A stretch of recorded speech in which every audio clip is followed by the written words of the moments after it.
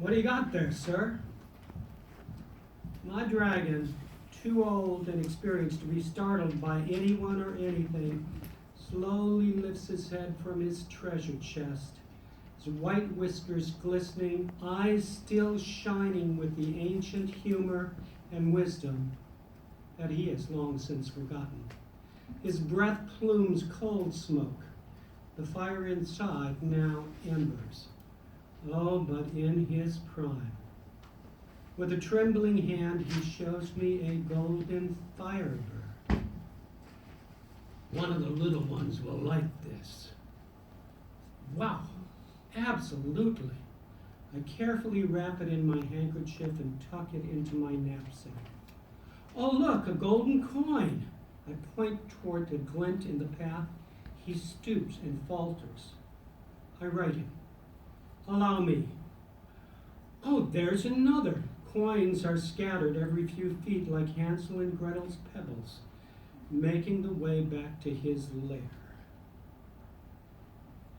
My father was the son of a coal miner. His mother died when he was 4. He completed the 3rd grade. He was on the road at 13 during the Depression looking for work. My mother was the daughter of Missouri sharecroppers. She had an excellent education in a convent school. I am the 7th of 13 children. My parents knew what extravagance was, and they, and therefore we, would have none of it. Use less, reuse, repair, go without. On his ironworker's salary, they managed to purchase 2 houses on a single lot in Humboldt Park.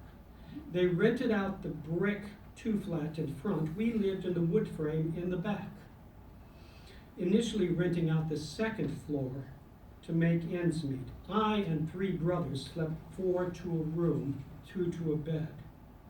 Saturday night, bath night. 2 little ones in the tub at the same time, twice before changing the water.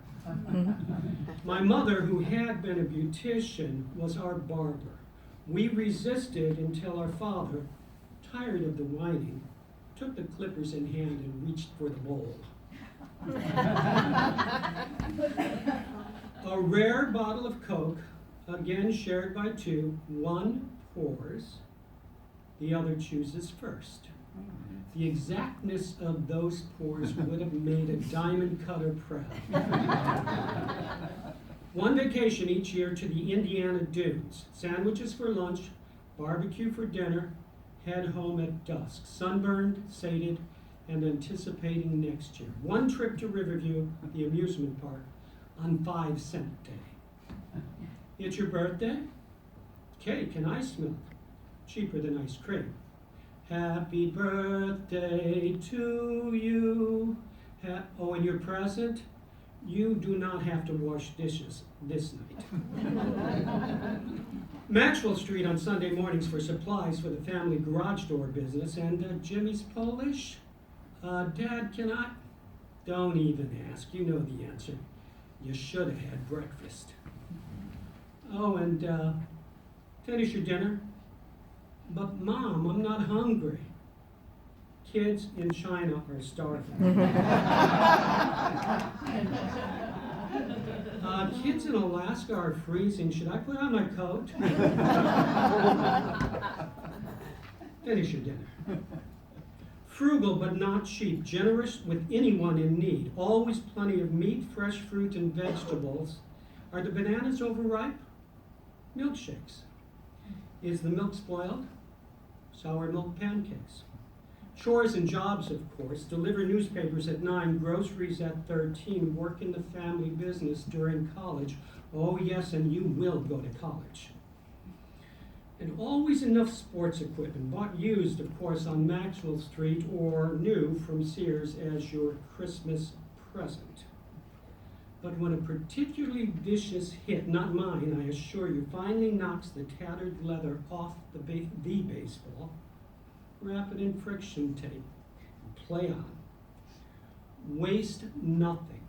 So bred in the bone that it is now part of my calculus. Paper or plastic? Knapsack? Beef tenderloin? Sure, but a pot roast slow cooked with soy sauce, molasses, red wine, a touch of vinegar, and bay leaf? Bottled water? Have you not been listening?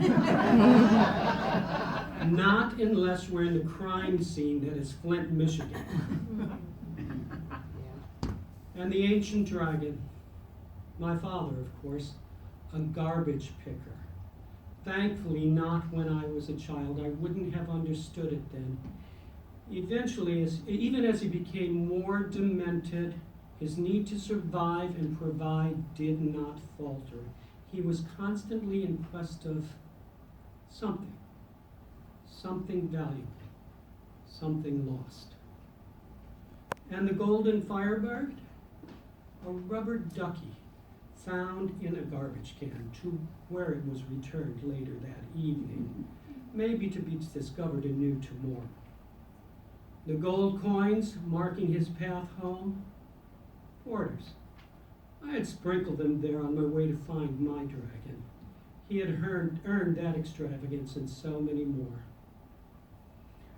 Long before this particular afternoon, my parents sold the Humboldt Park houses to the Chicago Housing Authority.